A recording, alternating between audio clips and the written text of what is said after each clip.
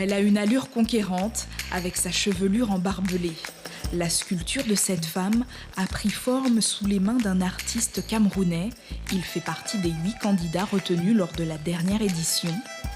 Morceaux de carrosserie, vieux ventilateurs, plaques de métal, elle a été entièrement conçue avec des matériaux de recyclage ramassés à Saint-Laurent, une œuvre symbolique des résidences d'artistes du camp de la transportation. C'est une œuvre qui a été réalisée par Dieudonné Foucault, qui est venu en résidence ici, donc au camp de la transportation, qui s'appelle La Semeuse déjantée, qui est une œuvre faite à partir de matériaux récupérés autour de Saint-Laurent-du-Maroni, et qui correspond à ce que l'artiste veut aujourd'hui veut transmettre et ce dont il veut parler, c'est-à-dire notre société de consommation, les matériaux qui sont jetés, qui ne sont pas réutilisés, la technologie qui se trouve un peu partout dans nos vies aujourd'hui et qui prend beaucoup de place.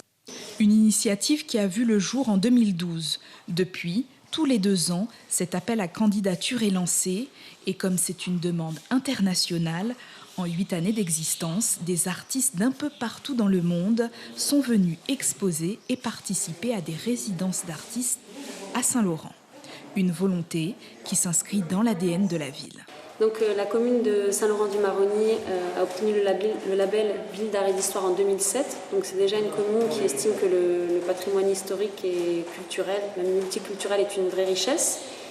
Et donc cet appel à projet en fait, permet à la fois de soutenir des artistes qui vont observer et questionner le territoire de la commune de Saint-Laurent, mais aussi de faire du lien avec des territoires voisins ou plus lointains, puisqu'on reçoit des artistes de l'international, plus particulièrement de la Caraïbe et d'Afrique, d'Amérique du Sud. Ça permet aussi de créer des liens entre les artistes locaux et les artistes internationaux. Et puis c'est aussi ce qui permet de sensibiliser les jeunes à l'art et au patrimoine et de les ouvrir en fait à différentes cultures et différents savoir-faire qui existent ici ou qui viennent d'ailleurs.